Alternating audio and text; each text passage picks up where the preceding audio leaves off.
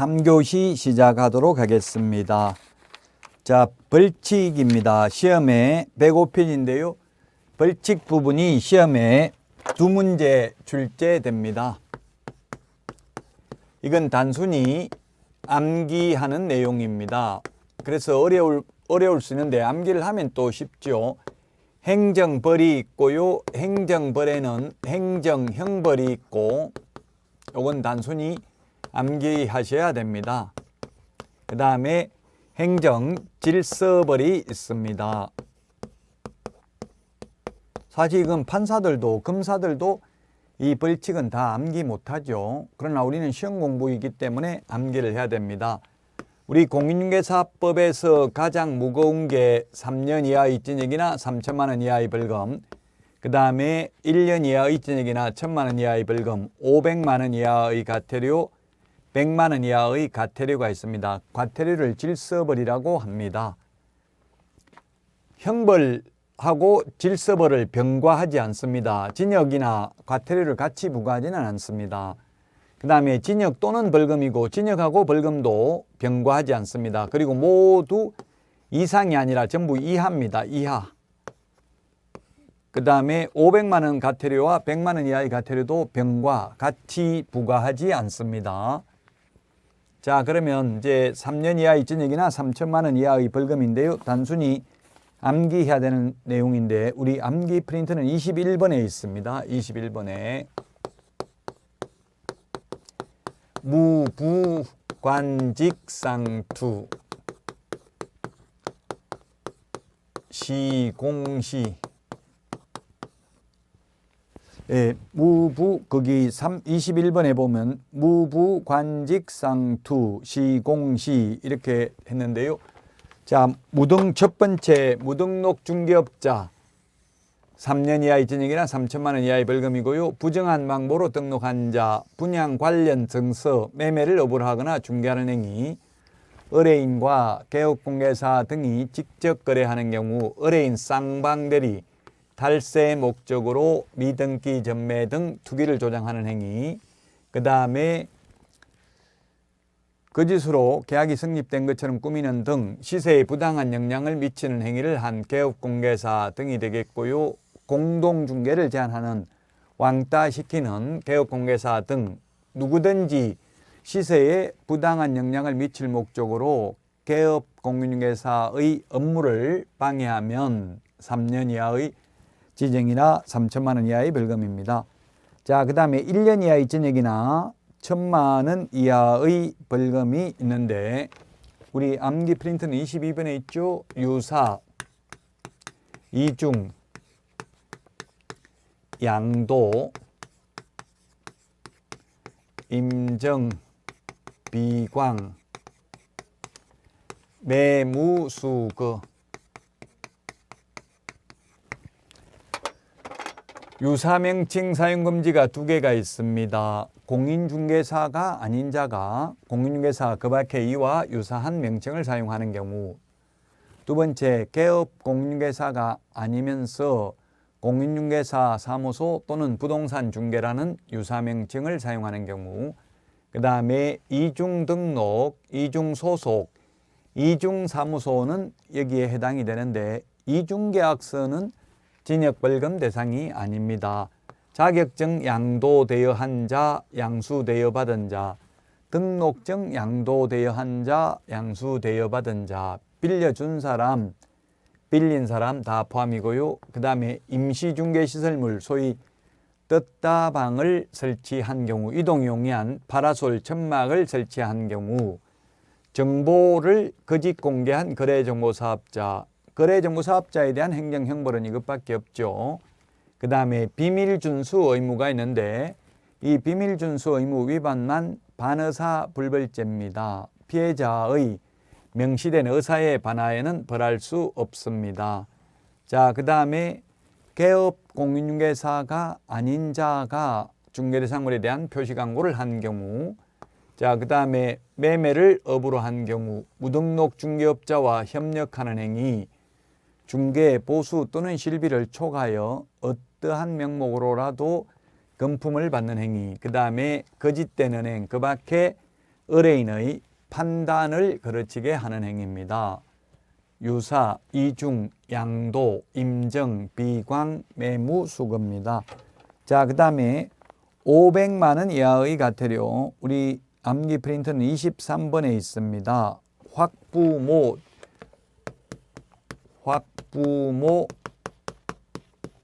추, 개운해공, 개운해, 공, 명령교. 우리 프린터는 23번에 있고요. 자, 우리 요약집을 보면은 이게 개별 기준, 구체적 기준까지 시험에 출제가 됐었습니다. 개별 기준, 구체적 기준이 시험에 출제됐는데 그 구체적 기준이 보면은 109페이지, 110페이지를 보면 개별 기준이 있습니다. 109페이지 가번에 보니까 부당한 표시 광고하면 500만 원이죠. 개별 기준이. 그 라번에 운영규정 승인, 변경 승인 얻지 않거나 운영규정의 내용을 위반하여 정보망을 설치 운영한 경우는 400만 원이라고 되어 있죠. 자, 이런 개별 기준 무거운 거부터 봤습니다. 개별 기준이 500만 원짜리, 그 다음에 400, 개별 기준이 300, 그 다음에 200, 100, 최대 100만 원. 자, 그래서 확인 설명도 안 하고 근거 자료도 제시 안 하면 둘 다 안 하면 500입니다. 근데 109페이지 요약집, 서브노트 요약집 같은 말이죠. 109페이지 맨 밑에 마에 방가로 1번에 보니까 둘 중에 하나를 안 하면 250이라고 돼 있죠. 110페이지 맨 위에 방가로 3번에 보면 둘 다 안 하면 500입니다. 확인 설명도 안 하고 근거 자료 제시도 안 하면 500, 둘 중에 하나를 안 하면 250, 그 다음에 부당한 표시 광고 하는 경우 허위 매물 올리면 500만 원입니다. 그 다음에 모니터링 자료 제출을 거부하면 500입니다. 그 다음에 추가 정보 게재 요청을 거부한 정보 통신 서비스 제공자 500만 원입니다. 그 다음에 협회 공제 사업에 대해서 국토부 장관이 개선 명령을 했는데 이에 따르지 않는 경우, 운영 규정을 위반하여 정보망을 설치 운영한 경우, 그 다음에 협회 임원에 대해서 해임 징계 요구를 국토부 장관이 했는데 이를 따르지 않는 경우는 500만 원 이하의 과태료고 대통령령에 정하고 있는 개별 기준은 400만 원입니다. 자, 그 다음에 공제사업 운용 실적을 매 회계연도 종료 후 3개월 이내에 일간신문 또는 협회보에 공시하고 협회 인터넷 홈페이지에 게시하지 않는 경우는 500만 원 이하의 과태료인데 개별 기준, 구체적 기준은 300만 원입니다. 자, 그 다음에 감독상 명령을 위반한 협회 거래정보사업자의 경우 500만 원 이하의 과태료, 개별 기준은 200만 원입니다. 자, 그 다음에 교육받지 않는 경우 최대 100만 원인데요. 우리 그 요약집 110페이지 바번에 보면은 법제 34조 사항에 따른 연수교육을 정당한 사유 없이 받지 않는 경우인데 방가로 1번 법 위반 상태의 기간이 1개월 이내인 경우 20만 원, 법 위반 상태의 기간이 1개월 초과 3개월 이내인 경우 30만 원, 법 위반 상태의 기간이 3개월 초과 6개월 이내인 경우 50만 원, 방가로 4번 법 위반 상태의 기간이 6개월 초과하는 경우에는 최대 100만 원입니다. 그래서 연수교육을 안 받으면 100만 원 이하의 과태료, 500만 원 이하의 과태료 이렇게 보기에 나오면 500만 원 이하의 과태료입니다. 다만 개별 기준이 법 위반 상태가 6개월을 초과하는 경우 최대 100만 원이 되겠습니다. 100만 원 이하라는 말은 할 수가 없죠. 왜? 이 개별 기준의 2분의 1을 더하거나 2분의 1을 빼줄 수 있거든요. 그러면 150만 원 받을 수도 있기 때문에 100만 원 이하는 아닙니다. 500만 원 이하인데 개별 기준은 법 위반 상태 2년에 한 번씩 연수교육 받아야 되잖아요. 2년이 지나고 또 6개월이 지나면 100만 원이라는 이야기입니다. 개별 기준이. 자, 다음은 100만 원 이하의 과태료인데 우리 요약집 111페이지에 보면 100만 원 이하의 과태료 개별 기준이 있습니다. 개별 기준이 보면 그게 타에 보니까 30만 원, 파가 50만 원 이런 식으로 50만 원, 30만 원, 20만 원 이런 식으로 개별 기준이 있습니다. 자, 그래서 개별 기준이 무거운 거부터 보도록 하겠습니다. 우리 암기 프린트는 26번에 있습니다.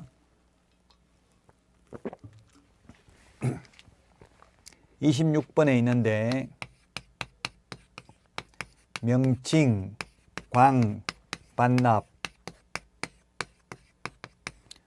보이게, 휴 이렇게 기억을 하겠습니다. 개별 기준이 50만 원입니다. 111페이지, 111페이지에 있는데 이게 50만 원이고요. 그 다음에 30만 원, 개별 기준이 20만 원입니다. 자, 명칭 표시 의무를 위반한 경우입니다. 개업공개사의 경우 공인중개사 사무소 또는 부동산 중개라는 명칭을 사용해야 되는데 이를 위반한 경우가 되겠고요. 그 다음에 법 7638호 부칙 제6조 2항의 규정에 의해서 등록을 한 것으로 보는 자, 소위 중개인이 자격증이 없는데 공인중개사 사무소라는 명칭을 사용한 경우. 자, 그 다음에 표시 광고를 하면서 보조원 이름 적으면 안 되죠. 그리고 또 표시 광고하려면 성명, 소연 등 5가지를 명시해야 됩니다. 성명, 소연 등. 성명, 사무소 명칭, 사무소 소재지, 연락처, 등록번호 기재 안 하면 100만 원 이하의 과태료, 개별 기준 50만 원이고요. 그 다음에 여기에다가 인터넷 표시 광고 하려면 5가지를 추가로 더 명시를 해야 되죠. 소면, 종가형, 소면, 종가형입니다. 테스형이 아니고 종갓집형입니다. 인터넷 표시 광고를 하려면 중개대상물의 소재지, 면적, 중개상물의 종류, 가격, 거래 형태도 명시를 해야 되고요. 또 인터넷 표시 광고를 하면서 건축물인 경우에는 이거 외에 8가지를 추가로 더 명시를 해야 됩니다. 총사방, 개개입주관이죠. 개개입주관.